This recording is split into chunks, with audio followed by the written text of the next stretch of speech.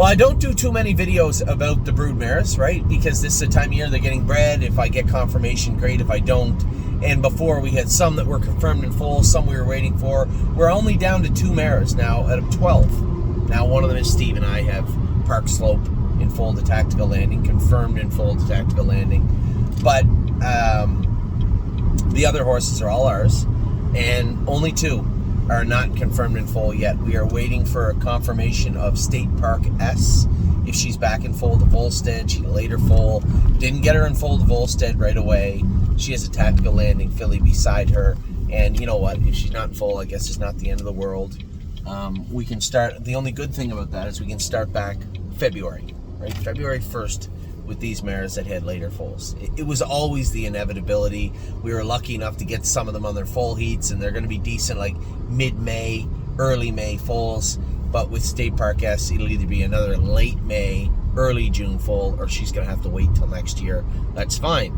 Muscle Chrome also. We were trying to get her. She was slow getting in full last year, very late in the breeding season, and had a later full. So again, we only had 1 or 2 cracks at it. We went back to Long Tom, and she's not confirmed in full yet, but I suspect that confirmation will come within the next week. So only 2 question marks remain.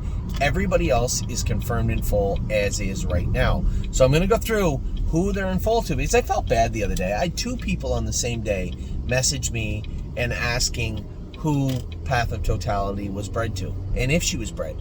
Yes, she's inbred, and she has been bred, was bred, and is in full currently in Kentucky already to Captain Corey. We put some eggs in the Captain Corey basket this year. I just thought for the amount of money it cost to breed to him and how impressive he was as a 2 and 3 year old, how couldn't we?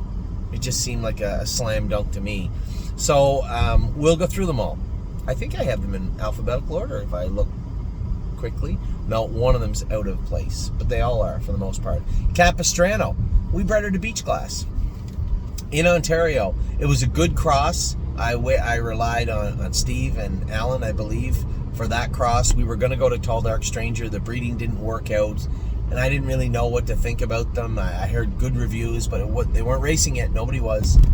So again, looking at what we had available and how well they crossed, Beach Glass was the one that we went to. So she'll be returning to Ontario at some point to John and Julia, who are my partners on Capistrano. We have one other partner also. I'm not going to forget again about Mr. Ferguson, but she is in full, confirmed in full to Beach Glass.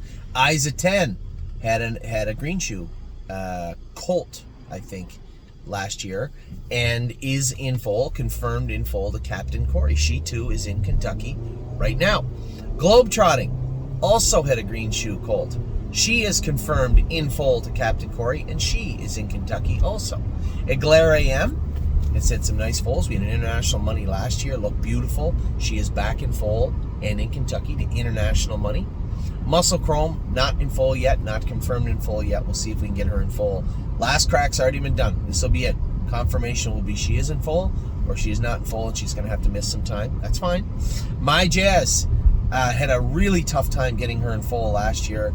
We ended up getting a beautiful full out of her, and she is back in full to Captain Corey. She too is in Kentucky right now. Path of Totality, a gorgeous looking Tactical Landing foal from her this past season, and she too is back in full to Captain Corey. Did a lot of research, crossed our fingers, flipped a coin, and said, you know what, dollar for dollar, I think Captain Corey is an amazing opportunity for us, and that's why we ended up going to him. We have 1, 2, 3, 4 horses confirmed in full to Captain Corey. State Park S is not confirmed in full to Volstead yet. Again, her and Muscle Chrome are the only 2 left, the only 2 confirmations, yay or nay, and that will happen this week. Punch the Clock. I chewed all my nails off all season, and thank you for the hard work of Southwind Farms, Laura at Southwind Farms, and Lynn at Dr. The veterinarian, at Walnridge. At Walnridge for all the help they did in getting Punch the Clock, giving us guidance is what we needed. Sometimes you just think, we started early, we did everything right. Punch the Clock time after time after time just didn't catch to Walner. It was becoming extremely stressful. So knowing we were getting late in the season, the veterinarian at Walnridge messaged me and said, "Hey Anthony, what are your thoughts on embryo transfer?" I said, "I use it as an angle at the sale. I don't know. It's becoming less and less concerning to buyers. I know that by the way they went last year. And quite frankly, when I'm faced with a loss, because this was cash money up front, if she didn't get full, the money was gone. So I said, when we're faced with a loss of $50,000 on top of not getting one of our more expensive horses we've ever bought and our most interesting prospect as a broodmare and foal, I would try anything. I'd try witchcraft if you were telling me that. You have a seance. I don't know. What are you saying?" She said, "Well, I think we could go embryo transfer. The rate of impregnation is very, very high." So we did. Lo and behold, first crack. Thank you so much to everybody at Walnridge and at Southwind Farms for the guidance, as I said, and the diligent work. We do have a surrogate mother in foal to Walner, with the mare being Punch the Clock. So that is a huge weight off our shoulders. And it wasn't that she had an issue getting in foal. All the veterinarians that looked at her, all the specialists that looked at her said there is no natural physical reason that this mare can't get in foal. The bacteria level was a little bit high in her uterus twice. And it was Dr. Alyssa who messaged me and said, "I've seen this before." And she was the one that spearheaded the entire embryo transfer process. She said, "I've seen this before. I don't think you'll have a problem, but sometimes this year you're better just to abandon it and say, you know what, just let the mare, her entire body cool down, start fresh. And I've seen this happen time and time before. You don't have a problem. Now you are in a unique situation where this breeding has to take place this year. You're out a lot of money. So why don't we try embryo transfer?" She was the one that did it, that started it. The surrogate mare is in foal right now in Delaware, Maryland, I believe, actually, Maryland. And I got thinking about it. We were too late to get her to Kentucky, just the way it was. But we're not too late to get her to Massachusetts. So I believe we may be able to ship the surrogate mare to Massachusetts, foal that mare out, and have a dual eligible New Jersey, Massachusetts Walner colt out of Punch the Clock. Or Walner colt. Walner something out of Punch the Clock. Colt or filly. So did our best too, and looks as if we have turned at least some lemons into lemonade in this regard. And can tell you one thing, a huge weight off my shoulders in regards to getting her full. I wish Punch the Clock was in full herself, standing in Kentucky right now, gonna have a dual eligible full. Yes, of course, that's what I would like.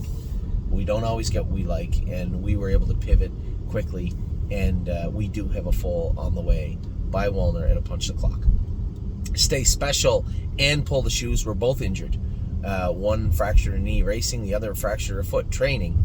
Both mares, short order, first crack, maiden mares gotten full. We are going to have a Monty Mickey full out of Stay Special. It will be Ohio and Kentucky eligible. And we are going to have a Tactical Approach full out of Pull the Shoes. So excited about this. You guys may have forgot. Pull the Shoes is out of his sister to Six Pack. Very, very good family. And I am super, super excited to see what is going to take place in regards to that foal. That is a very, very exciting prospect indeed. So excited about that, excited about all the foals. And of course, Park Slope, who's out of a sister to Kings County, is in full to Tactical Landing also. So that is a broodmare update. You never get them for the most part.